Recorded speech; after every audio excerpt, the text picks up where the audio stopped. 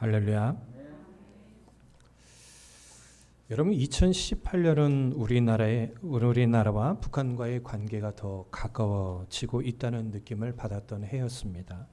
2018년 4월 27일에 남북 정상회담이 있기 전에 판문점 군사 분계선 남쪽과 북쪽 사이를 두고 문재인 대통령이 우리 김정은 북한 국무위원장을 기다리고 있었습니다.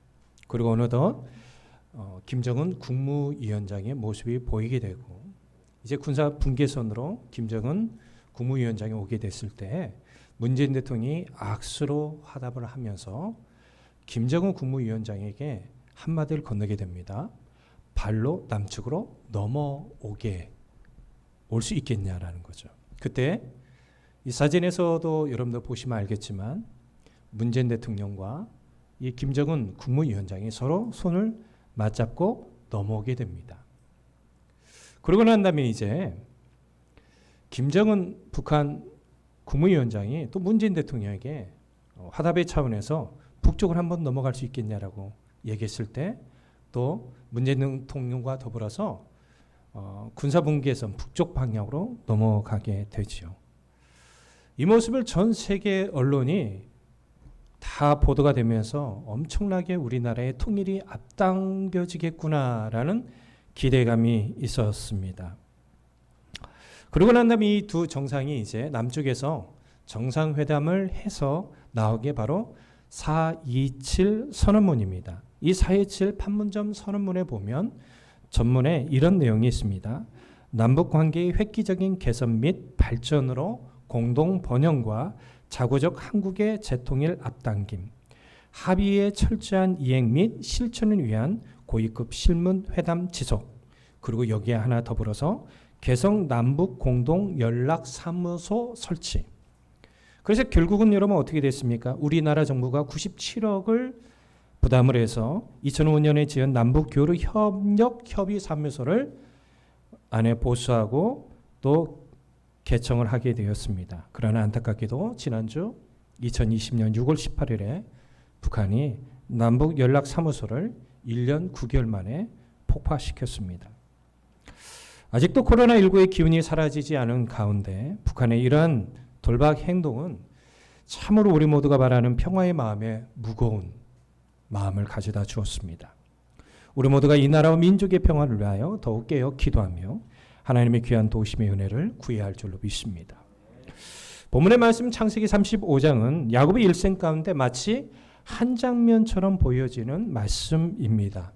야곱의 부족한 인간적인 모습과 더불어서 하나님의 은혜를 입기 위하여 그가 어떤 자세를 취할 것이며 또 그런 자세를 취했을 때 하나님이 건지심의 은혜를 그는 맛보는 것에 대해서 창세기 35장은 잘 증거하고 있습니다. 성경에서 야곱이 성경에서 처음으로 시작하는 말씀은 창세기 25장 22절 말씀입니다. 곧 야곱은 쌍둥이의 동생으로 태어나게 되고 또 그의 형 에서가 야곱 동생을 섬기는 자로 세워질 것이라는 사실을 우리에게 알려주고 있죠. 그리고 야곱이 자라는 과정 속에 대해서는 별다른 언급이 없습니다만은 그들이 성장하면서 에서는 들에서 사냥하는 걸 좋아해서 아버지의 사랑을 받으며 자랐다는 사실과 야곱은 어머니의 사랑을 받으며 자랐다는 사실만 증거하고 있을 뿐입니다. 그런데 어느 날 이제 장성할 때 이제 에서가 들에서 사냥을 하고 난 다음에 몹시 피곤한 상태에 집에 돌아오게 됩니다. 그때 야곱이 죽을 만들었죠. 형 에서는 이 죽을 먹고 쉬기를 원했습니다. 그러나 야곱은 여기서 어떻게 하죠? 죽을 그냥 줄 수 없다는 거예요. 장자의 명분을 자기에게 팔면은 주겠다는 거죠. 이 사건 이후로 그는 이제 형의 장자권을 이 죽 한 그릇에 사게 되고 아버지의 축복까지도 가로채는 사건이 일어납니다. 결국은 그는 아버지 어머니 품을 떠날 수밖에 없고 그의 외삼촌인 바단 아람에 가게 돼서 20년 동안의 연단의 시간을 보내게 됩니다. 그런데 그는 굉장히 이곳에 도착하기 전에 두렵고 힘든 상황이 있었죠. 그때 하나님께서 베델에서 야곱을 만나 주셨고 야곱에게 이 말씀을 하셨습니다. 창세기 28장 15절인데요. 야곱의 일생 가운데 이 말씀이 계속 적용되고 있음을 우리는 알아야 합니다. 우리 같이 한번 읽어봅시다. 시작. 내가 너와 함께 있어 내가 어디로 가든지 너를 지키며 너를 이끌어 이 땅으로 돌아오게 할지라 내가 내게 허락한 것을 다 이루기까지 나를 떠나지 아니하리라 하신지라. 아멘. 그리고 그는 무사히 외삼촌 라반의 집에 도착해서 20년의 시간을 보내게 됐고 급기야 때가 되어져서 가나안 땅에 돌아오는 과정 속에 하나님의 은혜로 형 에서와 화평을 이루게 되었습니다. 그리고 그는 이제 숫곳에 이르러 집을 짓고 평화로운 시간을 보내고 있었습니다. 그러나 그 평화로운 시간도 잠시뿐 그의 딸 디나가 세겜으로부터 강간을 당하게 되었고 야곱의 아들들은 이에 대해서 철저하게 피해 보복을 하게 됩니다. 그러나 야곱은 이 일로 인하여 굉장히 두려웠어요. 왜 그러냐면 가나안에 있는 온 사방의 고을들이 이 사실을 알고 자신들에게 쳐들어와서 보복할까 봐 굉장히 두려웠던 것입니다. 그런데 이런 상황 속에서 하나님께서 야곱에게 말씀합니다. 일어나 베델로 가서 거기에서 거주하라는 것입니다. 이것은 무엇입니까? 야곱이 외삼촌 라반의 집에서 무사히 돌아와서 하나님의 은혜로 그의 형 에서와 화해를 이루고 난 다음에 사실은 야곱은 어느 곳에 가서 거해야 하냐면 베델에서 거했어야 돼요.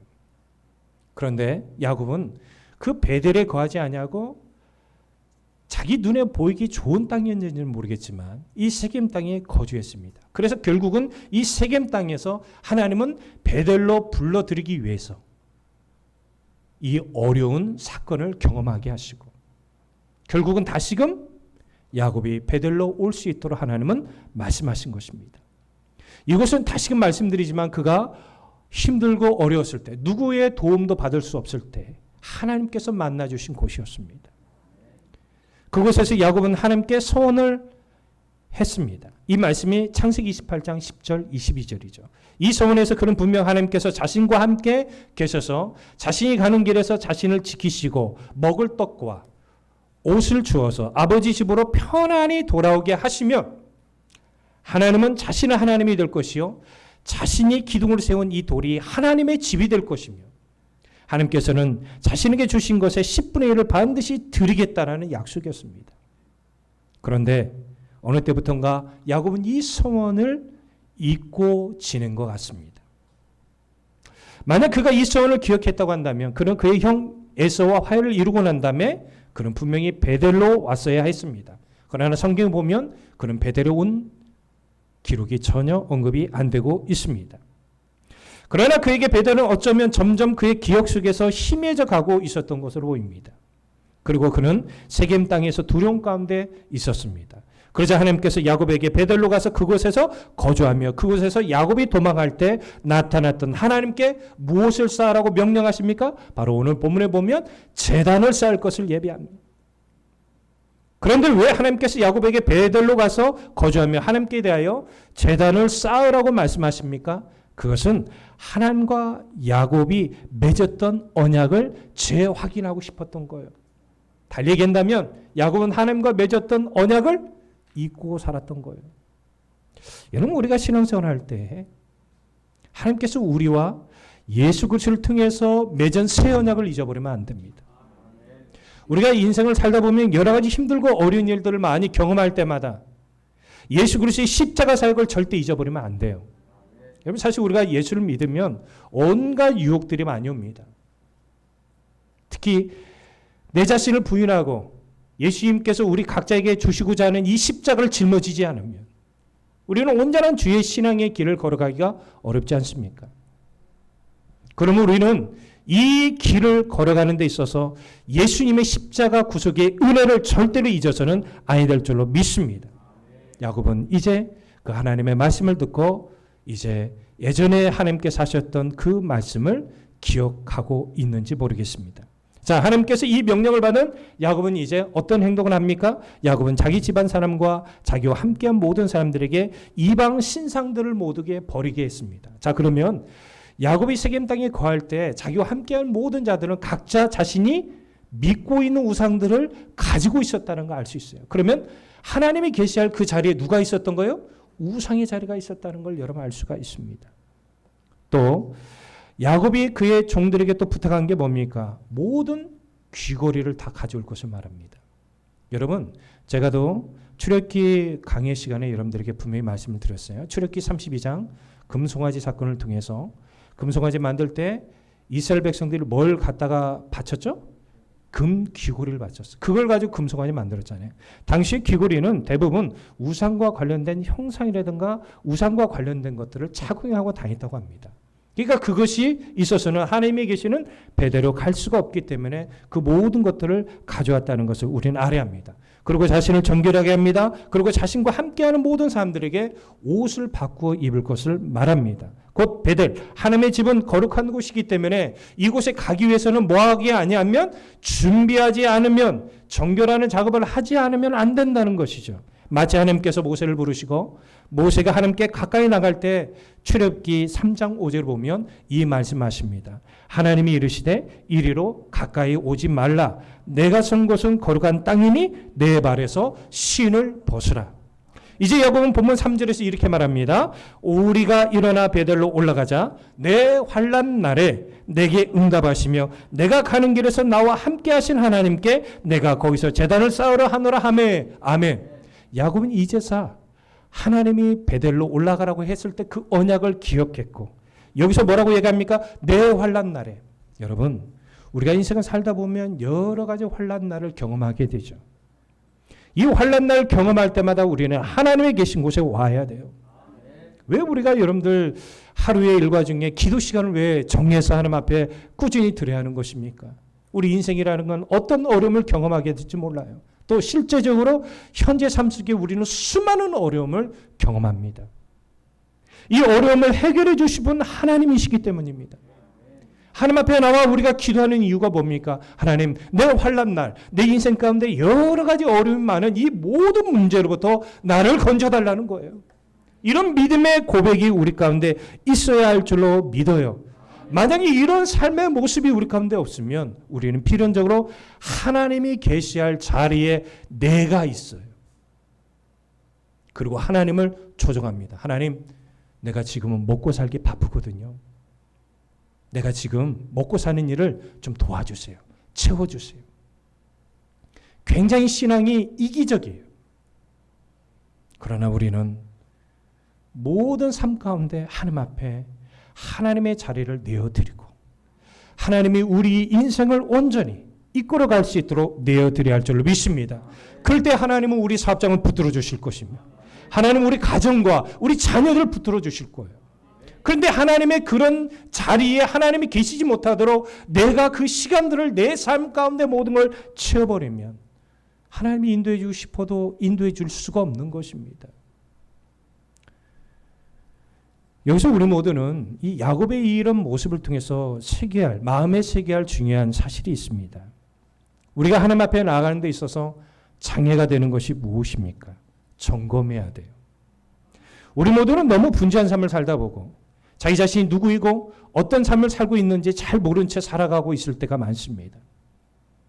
그러나 믿는 자들에게 있어서 자기 자신에 대한 철저한 삶의 점검은 매우 중요한 것입니다. 저는 이 시간에 강조합니다. 우리 각자가 자기 삶 속에서 자기 삶의 신앙 점검이 있어야 합니다. 고린도후서 13장 5절에 사도 바울은 이렇게 권면합니다. 너희는 믿음 안에 있는가 너희 자신을 시험하고 너희 자신을 확증하라. 예수 그리스도께서 너희 안에 계신 줄을 너희가 스스로 알지 못하느냐. 그렇지 않으면 너는 버림받은 자니라. 우리가 믿음 안에 거하는지 안 거하는지 여러분 우리 자신을 어떻게 해야 돼요? 시험하고 우리 믿음의 자세를 확증해야 한다는 거예요. 이 말은 뭡니까? 우리가 예수 그리스도를 믿으면 그 믿음에 합당한 실제적인 삶이 우리 가운데 있어야 한다는 거예요. 예수님이 이 땅에 하나님의 귀한 사역을 감당할 때 기도하지 아니하고 사역을 감당하지 않았어요. 이것은 무엇을 우리에게 가르칩니까? 우리의 분주한 삶 가운데 기도가 우리 삶의 중심이 되어야 한다는 거예요. 예수님이 이 땅에 오셔서 자기 말을 하는 게 아니라 하나님의 말씀을 하셨어요. 우리 인생 가운데 하나님의 말씀이 없으면 안 된다는 사실을 우리에게 보여주고 있는 것입니다. 사도 베드로는 베드로후서 1장 10절 11절에 이렇게 말합니다. 그러므로 형제들아 더욱 힘써 너희 부르심과 택하심을 굳게 하라. 너희가 이것을 행한즉 언제든지 실족하지 아니하리라. 이같이 하면 우리 주 곧 구주 예수 그리스도의 영원한 날에 들어가매 넉넉히 너에게 주시리라. 왜 우리가 신앙생활하면서 실족합니까? 왜 넘어집니까? 왜 시험에 듭니까? 사실은 주님께서 하셨던 말씀을 힘써 지키지 않기 때문이에요. 여러분, 베드로가 여기서 말할 때 그냥 행하라라고 말하지 않아요. 힘써 행할 것을 말합니다. 그럼 우리가 행할 것이 무엇입니까? 그는 그 전에 얘기를 하죠. 믿음의 덕을, 덕의 지식을, 지식의 절제를, 절제의 인내를, 인내의 경건을, 경건의 형제 우애를, 형제 우애의 사랑을 도하라. 이 일을 날마다 힘써 행하면 영원한 나라, 그리스도께서 계시는 영원한 나라에 들어감을 넉넉히 얻으리라. 그래서 우리가 신앙생활을 어떻게 보면 과감하게 버릴 것은 버려야 돼요. 끊어낼 건 끊어내야 돼요. 내가 정말 주님 안에서 경건한 습관을 길들이지 못하는 모든 것들을 버려야만 하는 것입니다. 인류 역사상 하나님으로부터 귀하게 쓰임받은 사람들이 많이 있죠. 저는 이 시간에 그 대표적인 사람 한 사람을 소개해 드립니다. 그 사람의 이름은 여러분 잘 알고 있죠? 어거스틴이라는 이름을 알려주고 있는 아우구스티누스입니다. 흔히 그 이름을 성 아우구스티누스라고 부르죠. 그런 사도 바울 이후에 인류 역사 가장 귀한 영향력을 끼친 신학자이자 가장 많이 기독교에 영향을 끼친 사람입니다.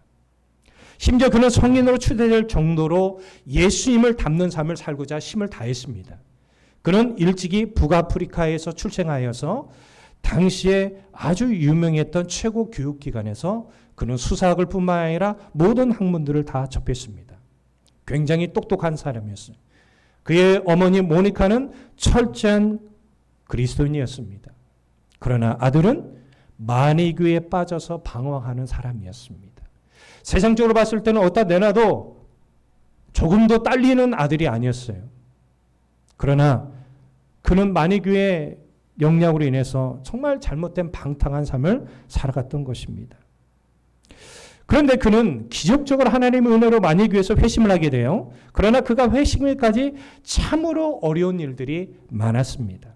어느 날 자신의 집으로 찾아온 황실의 고위직이 있었던 그리스도인 폰틴키아누스라는 사람으로부터 안토니우스와 황궁의 두 관리의 회심에 관련된 이야기를 들었을 때 자신의 마음속에 그래 나도 회심해야 돼라는 마음의 열정이 불이 타올랐다고 합니다.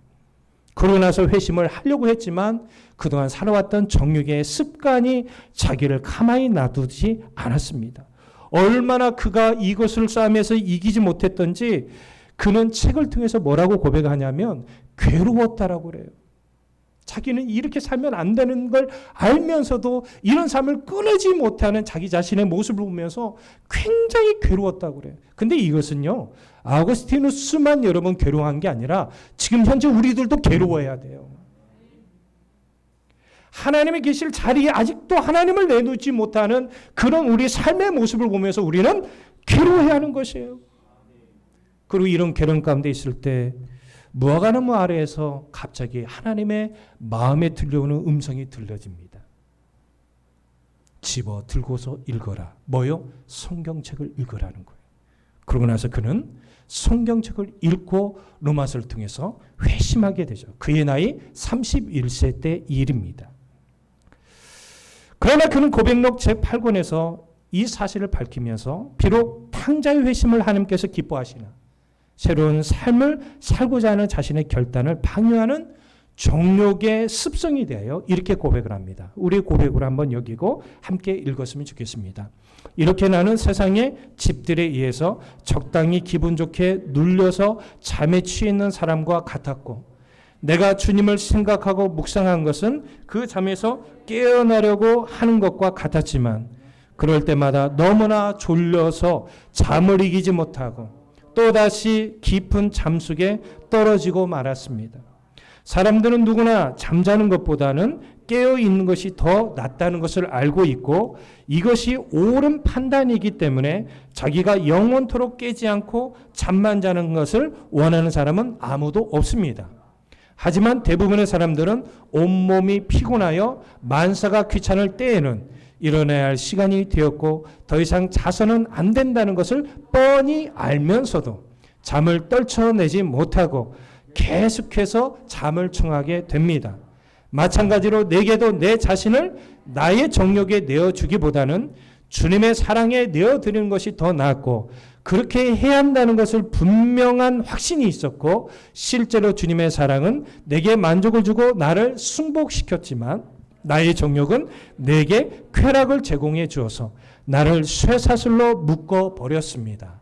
이처럼 그러한 습성이라는 것도 결국 내가 원해서 나의 의지로 만들어낸 것이기 때문에 이제 와서 내가 그 습성에 의해서 끌려다닌다고 해도 나로서는 아무런 할 말이 없습니다. 그리고 이런 고백밖에 할 수 없음을 고백합니다. 오라, 나는 곤고한 사람이로다. 이 사망의 몸에서 누가 나를 건져내라? 우리 주 예수 그리스도로 말미암아 하나님께 감사리로다.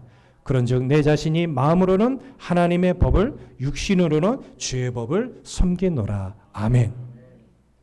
야곱과 그를 따르는 모든 자들이 자신이 그동안 의지해왔던 모든 우상과 관련된 모든 것들을 버렸는데 그 장소가 어디입니까? 세겜 근처 상수리 나무 아래입니다. 그런데 여러분, 여기서 우리가 좀 의문점이 생기죠. 세겜 땅에는 여러분 묻을 곳이 그곳밖에 없나요? 많이 있습니다. 그런데 왜 세겜 땅 근처에 상수리 나무 아래에 묻기로 여러분 했을까요? 이거는 야곱의 의도성이 보여요. 왜 그러냐면 아브라함이 하나님의 명령을 받아서 본토 친척집을 떠나 가나안 땅에 처음에 도착했을 때 그가 머무른 곳이 세겜입니다. 그러면 야곱은 이곳에 모든 우상에 관련된 걸 묻겠다는 말은 뭡니까? 외할아버지인 아브라함의 신앙을 자기도 계승하겠다는 거예요. 다른 어떤 것보다도 하나님만 의지하겠다는 거예요. 우리 모두의 삶 가운데서도 이런 결단과 행동이 있어야 할 줄로 믿어요. 우리 모두는 여기서 무엇을 깨달을 수 있습니까? 그것은 어떠한 두려움의 사건이 있다고 해도 그 두려운 사건을 하나님께서 해결해 주셔야만 한다는 것과 더불어서 우리는 신앙의 결단이 필요하다는 것입니다. 우리 모두는 요나 이야기를 잘 알죠. 하나님께서 요나에게 니느웨에 가서 멸망을 선포하고 회개할 것을 선포할 것을 말했습니다. 그런데 요나는 의도적이에요. 니느웨는 이쪽으로 가야 하는데 그는 요바로 갔어요. 왜요? 다시스로 가는 배를 타기 위해서. 하나님의 말씀에 정반대로 의도적으로 불순종한 거예요. 결국은 여러분 그가 탄 배가 어떻게 되죠? 큰 폭풍이. 그냥 폭풍이 아닙니다. 큰 폭풍을 만나서 결국은 배가 깨질 정도가 된 거예요. 여러분 배가 깨질 정도면 어마어마한 거 아닙니까? 결국은 제비뽑기에서 여러분 다른 사람이 걸리지 않고 요나가 걸려서 요나가 결국은 바다에 던짐을 받게 돼요. 근데요, 하나님은 요나를 다시금 세우기 위해서 멋진 계획을 하시죠. 그 순간 누굴 보내요? 물고기를 보내서 그 큰 물고기의 밥이 되고 그는 3일 동안 하나님 앞에 철저하게 자신의 모습을 회개합니다. 여러분 사실 상상조차 하기 싫지만 우리가 바다에 던짐을 당해서 큰 물고기 속에 들어갔다고 봅시다. 이게 얼마나 두려운 사건입니까? 여러분 살 소망이 있겠습니까? 없지요. 심지어 그는 얼마나 두려움이 있었냐면 요나서 2장 5절에 보면 이렇게 고백하고 있어요. 물이 나를 영혼까지 둘러싸오며 기쁨이 나를 에워싸고 바다불이 내 머리를 감쌌나이다. 얼마나 두려웠겠습니까? 그때 하나님 앞에 회개하고 다시금 하나님으로부터 받은 사명을 기도했습니다. 그리고 하나님 아랬습니다. 그러자 하나님께서는 그의 사명을 감당하겠다라고 말하는 요나를 큰 물고기 입에서 나오게 하시고 하나님의 귀한 사역을 감당한 선지자로 다시금 부르신 겁니다. 여러분 우리가 살 길은 바로 결심하고 다시금 행동을 돌리는 겁니다. 지금 여러분 이 순간에도 이런 말씀을 들으면서 하나님이 여러분 마음속에 말씀하시잖아요. 여러분 그 말씀에 우리는 결단하고 행동해야 하는 거예요. 하나님이 지금도 우리를 사랑하시기 때문에 내게로 올 것을 말씀하시지 않습니까? 근데 우리는 의도적으로 불순종하면 되겠냐 이거죠. 여러분 야곱이 이런 결단과 이런 행동을 했을 때 하나님께서는 어떤 일을 해나가십니까? 사명 골들을 크게 두렵게 하여서 어느 누구로부터 해를 당하지 않게 야곱을 그의 가정을 지켜주셨다는 것입니다. 그러면 왜 야곱에게 이런 일이 일어났습니까? 그 중심에는 하나님께서 야곱에게 하신 언약의 말씀이 있어요. 다시금 우리 창세기 28장 15절 말씀 읽읍시다. 시작. 내가 너와 함께 있어 내가 어디로 가든지 너를 지키며 너를 이끌어 이 땅으로 돌아오게 할지라 내가 내게 허락한 것을 다 이루기까지. 야곱은 여러분 인간적으로 부족해요. 나약해요. 두려움이 많은 자예요. 여전히 하나님은 그를 연단시키고 준비시켰지만 여전히 인간적인 모습이 그 안에 있습니다. 우리에게도 마찬가지죠. 그러나 하나님은 내가 너를 영원토록 떠나지 않겠다라고 우리에게 예수 그리스도를 보내주셨고 그 증거가 바로 임마누엘이에요. 그러면 우리가 그 주님을 붙잡고 주님을 온전히 의지하겠다는 결단과 더불어 그의 은혜를 간절히 구해야 하는 것입니다. 말씀 마무리합니다. 미국의 인디애나주 출신의 해티 칼티스라는 선교사가 있었습니다. 2003년 12월 선교사로 아프리카 라이베리아에 있었습니다. 그런데 그곳에서는 14년을 걸쳐서 내전이 이어 유엔이 군비 축소를 진행하고 있었지만 여전히 서로 간의 분노와 두려움 쌓인 이런 가운데 있었습니다. 그러요 이 해티 칼리스 선교사가 사역하던 신학교 사무실 창문 밖에서는 자주 이렇게 총소리가 났답니다. 그럴 때마다 직원들은 절대 끝나지 않을 듯한 총소리에 재빨리 책상 아래에 숨곤 했답니다. 그러나 해티 칼리스 선교사님은 그런 어려움이 일이 있을 때마다 느헤미야처럼 담대하게 하나님 앞에 기도했습니다. 느헤미야가 자신을 낙담하게 만든 두려운 환경에 굴복하기를 거부했듯이 그도 자신에게 겁을 주려는 사람들에게서 시선을 돌려 오히려 하나님께 집중했습니다. 그런 말합니다. 우리 모두의 인생은 어려운 상황을 만날 때마다 자연스럽게 두려움이 생깁니다. 그러나 그 두려움은 우리 모두에게 가장 치명적인 적이 됩니다. 그리고 두려움은 우리 모두를 노예로 만들어 버립니다. 그러자 아프리카 라이베리아에 사역하는 동안에 하나님께서는 신기하게도 이 선교사님이 복음을 나눈 일을 계속할 수 있도록 그의 마음과 그의 영혼과 그의 손을 붙들어 주시더라라는 것입니다. 야곱이 연약해서 어려움을 만나면 매번 두려움을 가졌듯이 우리 또한 그런 존재들 아닙니까?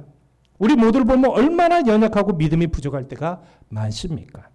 어느 때는 어떤 일을 잘할 것 같은데 어느 때는 한없이 나약해져가는 자신의 모습을 보곤 합니다. 이처럼 하나님께서 우리 모두가 그런 존재라는 사실을 말씀합니다. 그래서 우리 모두는 하나님께서 함께 하심의 은혜가 없으면 어느 곳에서도 진정한 안정과 평안을 누릴 수 없는 것임을 깨달아야 할 줄로 믿어요. 세계적으로 폐암 분야의 최고의 권위자이자 서울대학교 원장을 지냈고 삼성병원 초대 원장을 지냈던 한용철 박사님이 계십니다. 이분은 인성적으로도 좋았고 얼마나 우술이 뛰어났냐면 사진을 찍지 않고도 사람의 심장에 손만 대도 폐암인지 아닌지를 분별해낼 수 있었대요. 그런데 1999년 3월에 폐암으로 돌아가셨어요. 폐암의 권위자인데 자신은 폐암으로 죽었다라는 것이죠. 그만큼 우리가 능력이 있는 것 같지만 능력이 없는 자라는 사실을 알 수 있는 것입니다.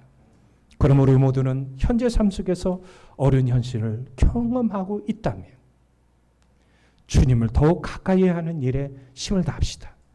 그러면 두려운 사건을 도리어 바꿔주시는 하나님의 은혜를 분명히 경험하게 될 겁니다.